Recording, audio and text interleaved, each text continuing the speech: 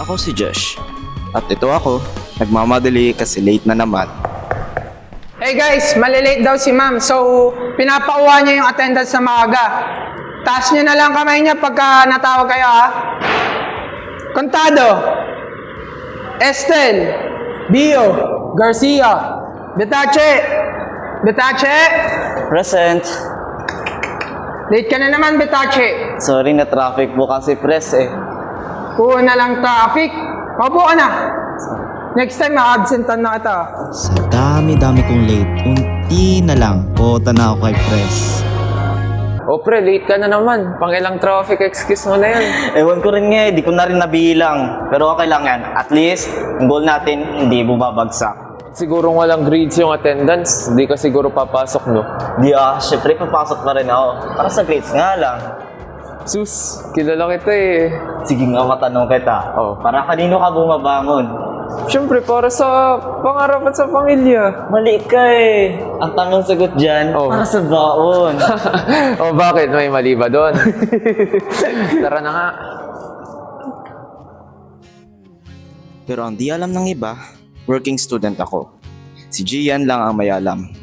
Estudyante sa umaga, janitor sa gabi. Hanggat may pagkakakitaan, kakayod. Sa hirap ba naman ng buhay, kailangan ipagsabay ang pag-aaral pati pagtatrabaho para makatulong sa bahay at may pangbaon na rin. Ito ang pinakadahilan ko kung bakit ako bumabangon. Maliban na rin, syempre sa attendance. Sabi kasi ni Madam, may grades attendance eh. Pero joke lang, syempre.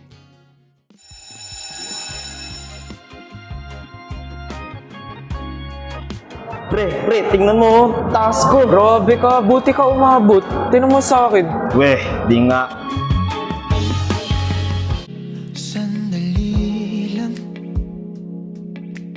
Pahirap ang laban. Jesh? Pwede ba like magpatuyo?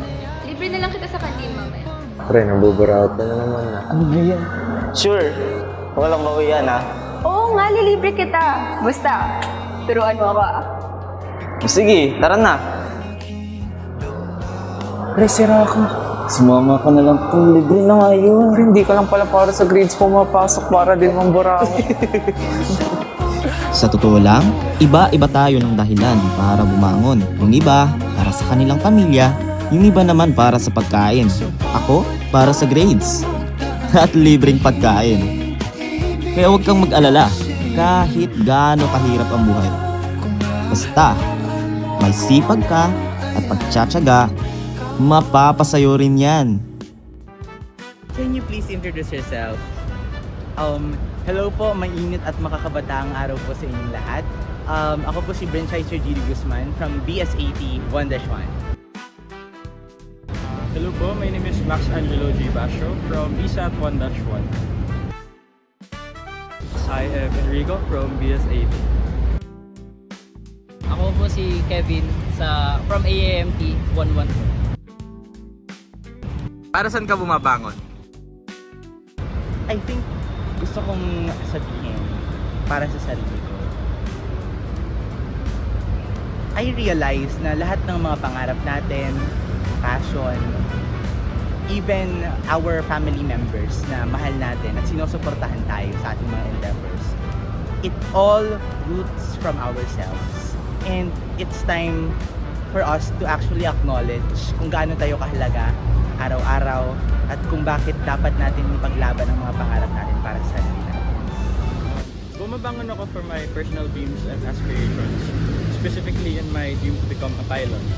With this dream in mind, I have considered na for me to be able to materialize it, it would take a lot of hard work, discipline, dedication, and mental fortitude. But I'm committed to materializing this dream. Well, bumabangon ako to achieve my childhood dream to become a pilot. And I'm aware that there are challenges that to be faced when it comes to achieving this dream. But for me, I believe it is a privilege to struggle or to face challenges, especially in a place where I dream to be. Siguro, una, sa parents ko, syempre, since masipag yung nagpapahal, dapat masipag din yung nag-aaral. Second, yung para sa sarili, since may pangarap din tayo. Pangarap sa aviation, so kailangan talaga sipagan. So, yun. What can you say to your fellow students this National Students Day? Naway lahat ng ating mga pangarap ay matupad. Here, what I can say is for everyone to just keep being their authentic self, but also not forget being grounded by rationality and common sense. And with that being said, I hope that everyone is able to fulfill their dreams and aspirations. Don't give up. Bumangon ka lagi. Fight for yourself. Because it is undeniable that there will be unforeseen events. You will face challenges, problems. Just don't give up. Fight through it. Siguro, appreciate yourself more. I-include nyo yung sa time nyo yung magpahinga. And huwag hayaan ma-deteriorate yung health. Yun lang, priority yung health. Tama.